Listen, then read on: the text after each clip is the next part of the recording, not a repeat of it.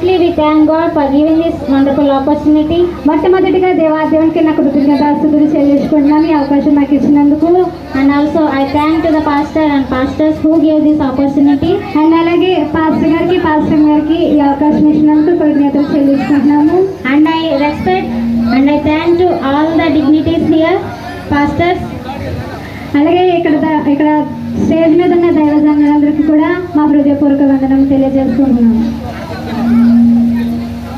We both look, we are young and we are unmarried. మేమిద్దరు కూడా చూడడానికి చిన్నవారము, అలాగే మాకు ఇంకా పెళ్లి కూడా కాలేదు.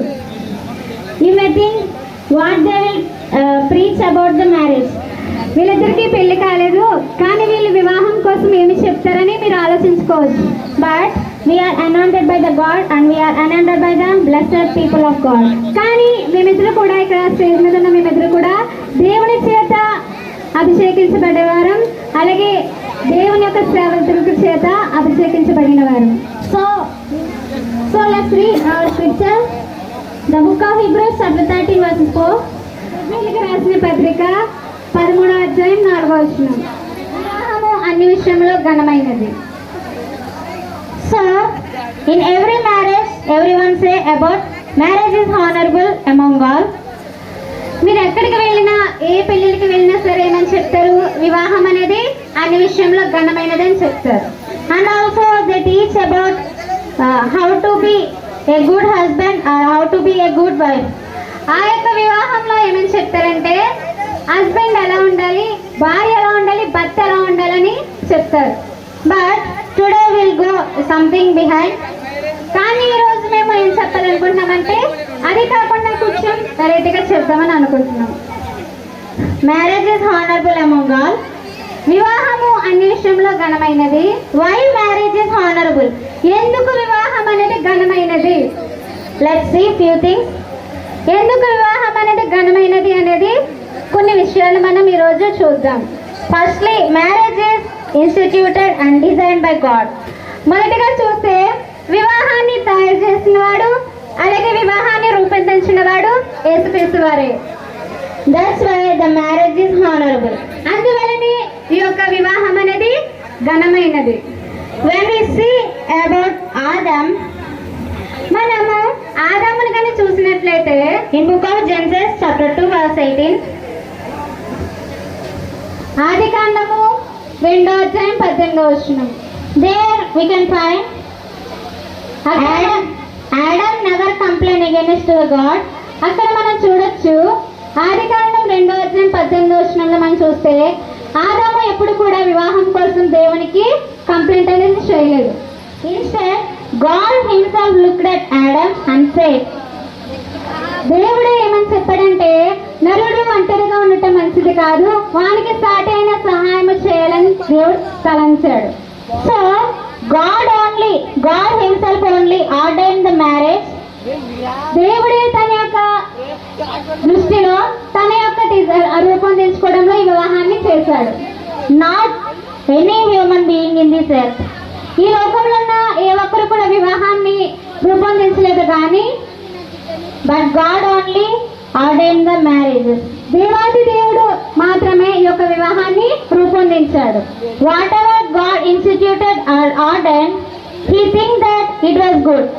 దేవుడు చేసిన సమస్తమును కూడా దేవుడు మంచిదని ఎరిగాడు. So that God ordained the marriage and it could be very good in sight of the Lord and it would be honorable. కాబట్టి దేవాదేవుడు ఏమని చెప్పాడంటే వివాహము అన్ని విషయంలో ఘనమైనది అని దేవుడు చెప్పాడు. And secondly, in every marriage, it is God himself who performed the act of joining the couple together. అలాగే రెండోది, వివాహము ఎందుకు ఘనమైనది అనే రెండో విషయం చూస్తే ప్రతి వివాహంలోని జతపరిచే వాక్యము దేవుడే చేస్తాడు.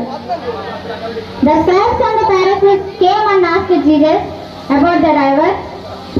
యేసుక్రీస్తు వారు ఒక సందర్భంలో ఉంటే అక్కడికి పరిసయ్యులు శాస్త్రులు వచ్చి యేసుక్రీస్తు వారిని కొన్ని ప్రశ్నలు అడిగారు about the divorce. ఎందుకంటే వివాహము చేసుకున్న తర్వాత విడిపోవచ్చా అని దేవుణ్ణి అడగడం జరిగింది. And they are questioning Jesus and they wanted to make Jesus as a bad. వారు ఏం చేశారంటే అక్కడ దేవుణ్ణి ఆ విధంగా ప్రశ్నిస్తూ దేవుణ్ణి అవమానపరచాలని చూశారు. But Jesus replied and said, Matthew chapter 19 verse 6, కానీ దేవుడు ఈ విధంగా వారికి జవాబు చెప్పాడు. మత్తయి సువార్త 19:6.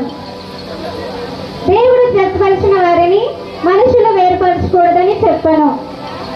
In every marriage, the act of uniting the couple, it could be only God himself.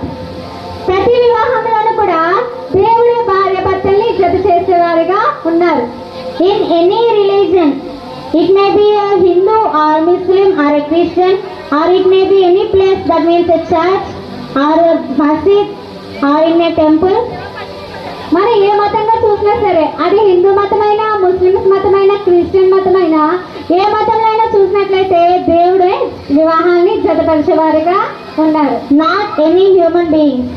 ఈ లోకంలో ఎవరు కూడా వారిని జతపరచలేరు, కానీ But God himself who united the couple together. దేవుడు మాత్రమే భార్య భర్త ఇద్దరిని కూడా జతపరిచేవారుగా ఉన్నారు. So God himself is the witness to every marriage. మూడవదిగా వివాహము ఎందుకు ఘనమైనది అని మనం చూస్తే కనుక ప్రతి వివాహానికి కూడా యెహోవా సాక్షి ఉన్నాడు. In book of Malachi chapter 2 verses 14, మలకీ గ్రంథం 2:14 చూసినట్లయితే, when marriage take place, God himself is the witness. మలకీ 2:14 యవన కాలమందు నీవు పెళ్లి చేసుకుని అన్యాయముగా విసర్జించిన నీ భార్య పక్షమున యెహోవా సాక్షి ఆయను. అది నీకు తోటి అయి నీవు చేసిన నిబంధనకు పాత్రులుగా కదా, నీ పెళ్లి భార్య కదా. Here God himself మాత్రమే ప్రతి వివాహానికి కూడా సాక్షి అయి ఉన్నాడు. it is not the congregation, those who present here. ఇక్కడ ఉన్న మీరెవరు కూడా ఈ వివాహానికి సాక్షులు కాదు. If you think that you are the witness to this marriage, it could be performed through the society only. మీరు ఇక్కడ ఈ వివాహానికి మేమే సాక్ష్యంగా అని అనుకుంటే కనుక ఇది ఈ లోకంలో ఉన్నప్పుడు మాత్రమే పనిచేస్తుంది. But the God who created us, he is the witness to every marriage. దేవాది దేవుడు మనం సృష్టించాడు కనుక ఆయన మాత్రమే ప్రతి వివాహానికి కూడా సాక్షి అయి ఉన్నాడు. అండ్ అలాగే చివరిగా మనం చూసినట్లయితే కనుక God regards marriage as the most excellent and highest of all human relationships. మానవ సంబంధాలన్నిటిలో వివాహానికి శ్రేష్టమైనదిగా ఉన్నతమైనదిగా దేవుడు పరిగణించాడు. In book of the woman and the man should leave his parents and unite these together. ఇక్కడ ఏం చెప్తున్నారంటే పురుషుడు స్త్రీ కూడా వారి ఇద్దరు తల్లిదండ్రులు కూడా విడిచిపెట్టి వారిద్దరూ కొత్త జీవితాన్ని మొదలు పెట్టగా ఇక్కడ చెప్తుంది. And they are become one flesh and they are become one body. అప్పుడు వారు ఏమవుతారంటే ఏక శరీరులై ఉంటారు. So why the marriage is honorable means, ఎందుకు వివాహము అనే విషయంలో ఘనమైనది అని మనం చూస్తే కనుక God regards marriage as the highest and the excellent in all human relationships. దేవుడు ఏం చేశారంటే ఈ లోకంలో ఉన్న ప్రతి ఒక్క సంబంధాలతో కూడా ఈ యొక్క వివాహం అనేది గొప్పదని దేవుడు తన హృదయంలో తలంచాడు.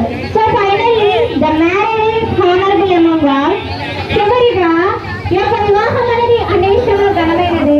Why it was honorable means, ఎందుకు వివాహము అన్ని విషయంలో ఘనమైనది అని చూస్తే కనుక because God ordained the marriages దేవుడు వివాహాన్ని సృష్టించాడు కనుక, and also God himself made the couple together. దేవుడే వారిద్దరిని కూడా జతపరిచాడు కనుక, And God himself is the witness to every marriage. దేవుడే ప్రతి విషయానికి కూడా సాక్షి అయి ఉన్నాడు కనుక, And also God regards the marriage as the excellent highest in among all relationships. ఈ లోకంలో ఉన్న ప్రతి ఒక్క సంబంధాలతో కూడా వివాహం అనేది గొప్పదని దేవుడు తన దృష్టిలో తలంచాడు కనుక వివాహం అనే విషయంలో ఘనమైనది. So that is honorable among God. కాబట్టి వివాహం అనేది ప్రతి విషయంలో కూడా ఘనమైనది. As the children of God, we should respect the marriages and we should honor the marriages because God ordained this. మనము ఈ యొక్క వివాహాలు జరిగేటప్పుడు వివాహాన్ని గౌరవించాలి. ఎందుకంటే దేవుడే వివాహాన్ని చేశాడు కనుక మనము వివాహాన్ని ప్రతి దాంట్లో గౌరవించే విధంగా ఉండాలి. So I hope you will be same as the children of God. నేను భావిస్తున్నాను మీరందరూ కూడా దేవుని గౌరవిస్తారని. So thank you for the kind. దేవునికి స్తోత్రం. హల్లెలూయా. నిజంగా వారిద్దరికి వివాహం జరగకపోయినా చాలా అద్భుతంగా వర్తమానాన్ని అందించారు. ఆ వివాహం అంటే ఏంటి, ఏ విధంగా ఉండాలి, చాలా చక్కటి విషయాలు వారు తెలియజేశారు. ఆ పిల్లనికను దేవుడు బహుగా దీవించాలని మనసారా కోరుకుంటున్నాను.